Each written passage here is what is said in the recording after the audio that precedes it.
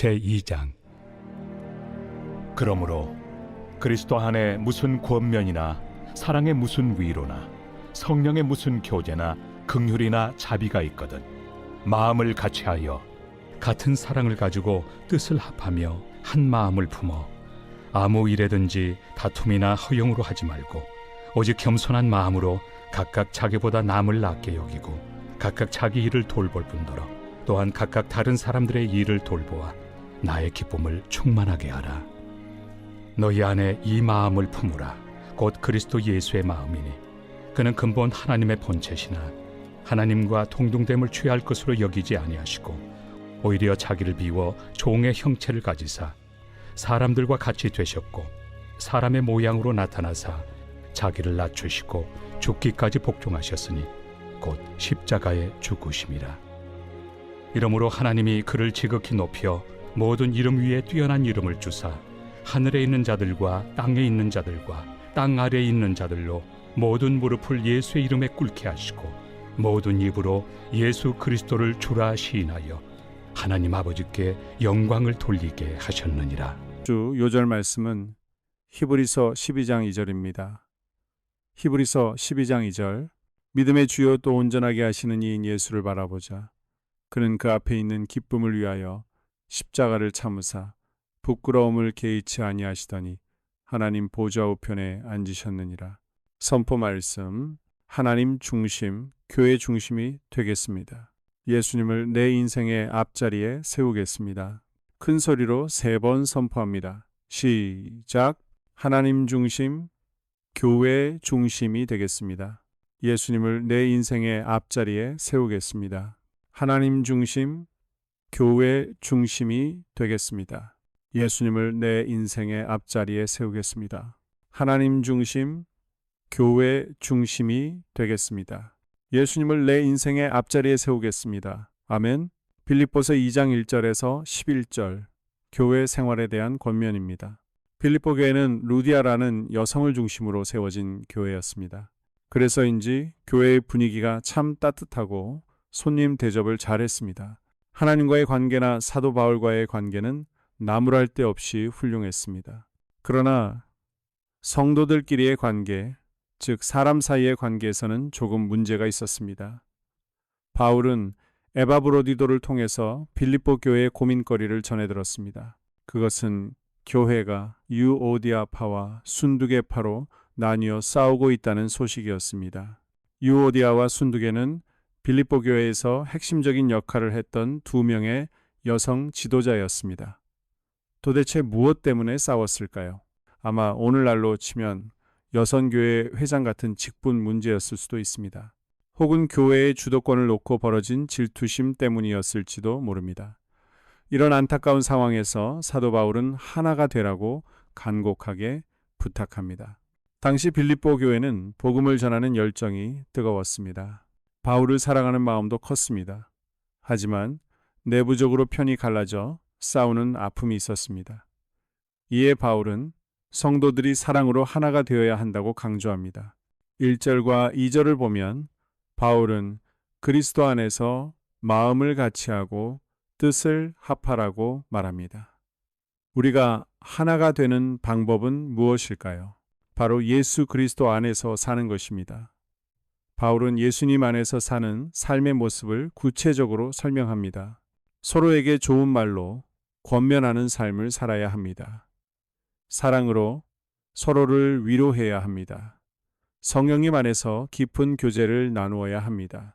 그리고 서로를 불쌍히 여기는 자비로운 마음을 가져야 합니다. 이런 마음을 가지고 주님 안에서 한 뜻, 한 마음이 되어야 합니다. 3절의 바울은 빌립보 성도들에게 다툼이나 헛된 욕심으로 주의를 하지 말라고 경고합니다. 대신 예수님의 마음을 품고 겸손하게 행동하라고 가르칩니다. 사람들이 왜 서로 다툴까요? 왜 쓸데없는 허영심을 부릴까요?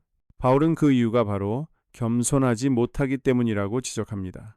당신보다 내가 더 낫다라는 교만한 생각 때문에 싸움이 일어나는 것입니다. 우리가 오늘날 이 말씀을 들을 때는 겸손해야 한다는 것을 아주 당연하게 생각합니다. 하지만 바울이 이 편지를 쓸 당시에는 아주 충격적인 말씀이었습니다. 왜냐하면 당시 그리스 문화에서는 겸손이라는 단어 자체가 좋은 뜻이 아니었기 때문입니다. 옛날 그리스 사람들은 겸손을 훌륭한 태도로 생각하지 않았습니다.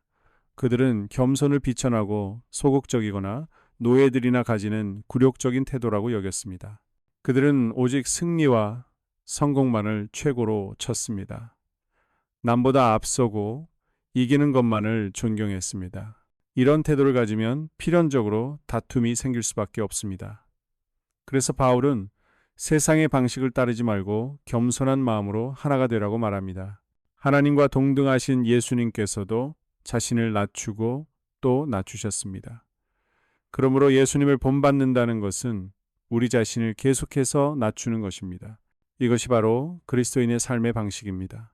겸손은 단순히 남이 나보다 낫다고 생각하며 조용히 있는 것만이 아닙니다. 진짜 겸손한 사람이 해야 할 적극적인 행동이 있습니다. 그것은 바로 4절, 남을 돌보아 주는 것입니다. 겸손의 확실한 증거는 무엇일까요? 자기보다 남을 낮게 여기고 다른 사람들의 일을 내 일처럼 돌보며 기뻐하는 것입니다. 물론 이 말이 내 삶을 모두 포기하고 남을 위해서만 살라는 뜻은 아닙니다. 자기 자신을 전혀 돌보지 않는 것은 무책임한 태도입니다. 4절 말씀을 보면 자기 일을 돌볼 뿐더러 라고 되어 있습니다. 즉, 자기 할 일도 잘 챙기면서 남도 돌보라는 뜻입니다. 어떤 분들은 이렇게 생각할지도 모릅니다. 내 앞가림하기도 바쁜 세상에 어떻게 남까지 신경을 씁니까? 하지만 우리가 나만 알고 이기적으로 살면 하나님도 우리를 기뻐하지 않으십니다. 우리는 어떻게 살아야 할까요? 내 할 일에 최선을 다해야 합니다. 그러나 동시에 내 주변을 살피고 공동체 전체를 생각해야 합니다. 항상 한 마음을 품고 겸손한 마음을 가지십시오. 우리 구역 식구들과 이웃을 돌아보는 삶을 통해 성령 충만한 삶을 사시길 바랍니다. 앞서 말씀드린 대로 빌립보 교회는 장점이 참 많은 사랑스러운 교회였습니다. 딱 한 가지 아쉬운 점이 바로 지도자들의 다툼이었습니다.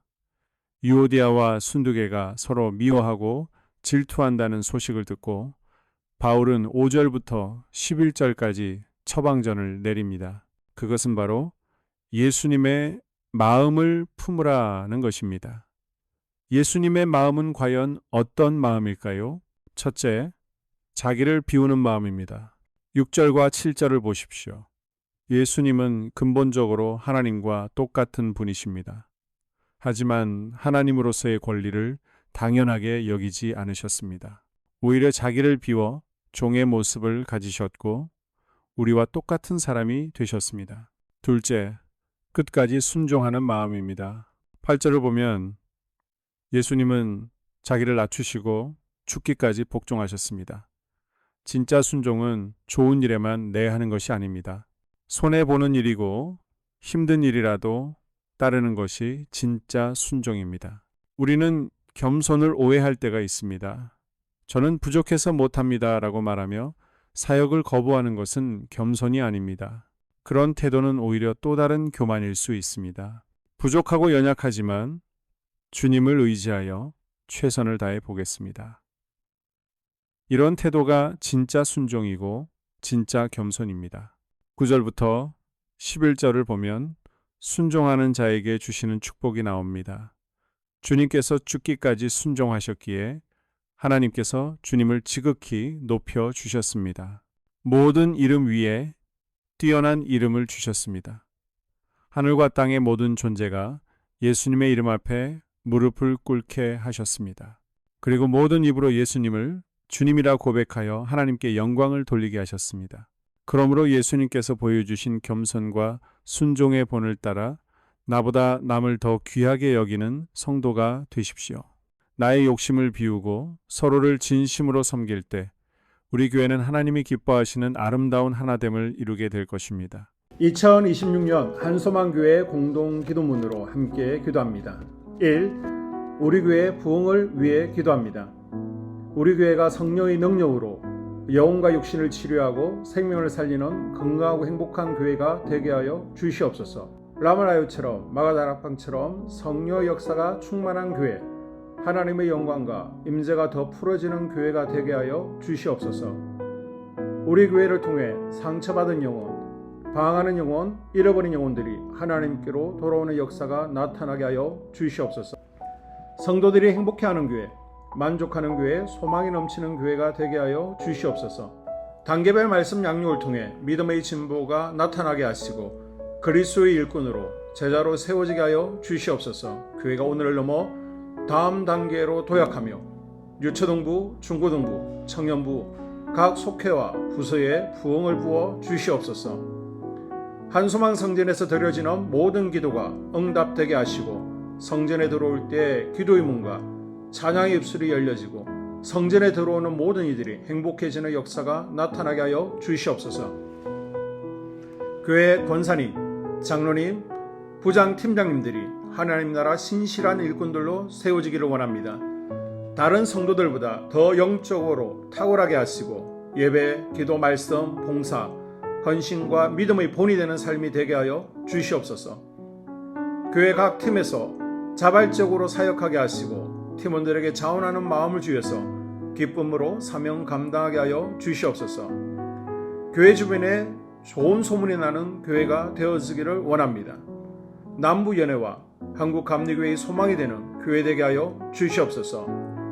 새 가족들이 교회에 잘 정착하게 하여 주시옵소서. 교회 주변 재개발 계획이 차질 없이 순조롭게 진행되게 하여 주시옵소서.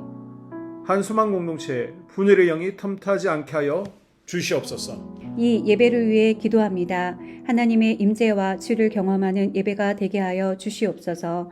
예배 가운데 하나님의 임재와 치유가 마음껏 풀어져서 영적인 질병과 육체의 질병이 치유받고 죽어가는 영혼들을 살리는 예배가 되게 하여 주시옵소서. 눈물과 감동과 감격, 결단 있는 예배가 되게 하시고 기쁨과 행복이 회복되는 예배가 되게 하여 주시옵소서. 모든 성도들이 공예배를 소중히 여기고 습관적인 예배자가 아니라 예배에 성공하는 예배자가 되게 하여 주시옵소서. 목사님에게 강력한 말씀의 불을 허락하셔서 말씀 가운데 생명이 살아나고 능력이 나타나게 하여 주시옵소서.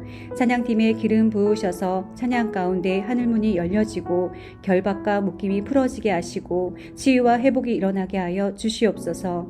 예배 준비팀과 방송실에서 예배 준비와 음향, 영상을 준비할 때에 순발력과 지혜를 주셔서 예배 준비에 소홀함이 없게 하시고 예배 분위기가 산만하지 않도록 최선을 다해 준비할 수 있게 하여 주시옵소서.